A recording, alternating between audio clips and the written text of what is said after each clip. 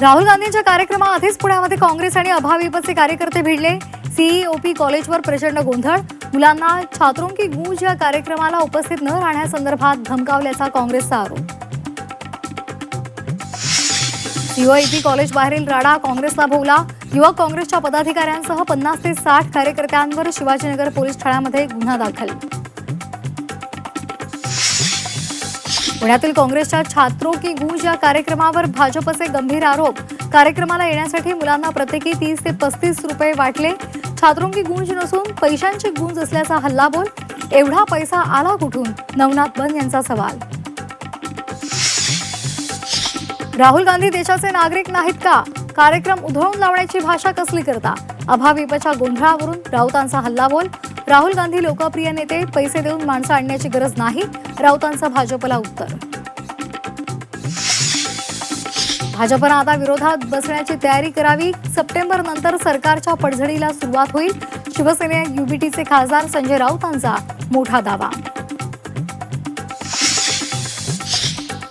शिवसेनेचे नेते अब्दुल सत्तार मनोज जरांगेंच्या भेटीला। मराठा आरक्षणाच्या मुद्द्यावर चर्चेची शक्यता। सत्तार एकनाथ शिंदेंचा निरोप घेऊन भेटीला गेल्याची चर्चा। थोडाबुद्धीने कारवाई करत नगरसेवकांची संख्या कमी करण्याचा डाव। विशाखा राऊतांच्या जात प्रमाणपत्र रद्दवरून संजय राऊतांचा घणाघात। भाजपच्या नगरसेवकांचं प्रमाणपत्र रद्द का होत नाही? राऊतांचा सवाल। साखरेच्या दरवाढीमुळे चहाला महागाईची उकळी।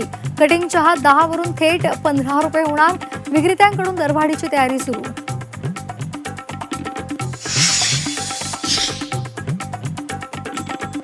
साखर महागली, मोदी सरकारचं पाप। दरवाढीवरून सामनातून केंद्र सरकारवर घणाघात। सरकारच्या इथेनॉल धोरणामुळे दरवाढ झाल्याचा दावा। साखरेच्या वाढीमागे इथेनॉलचा काहीही संबंध नाही।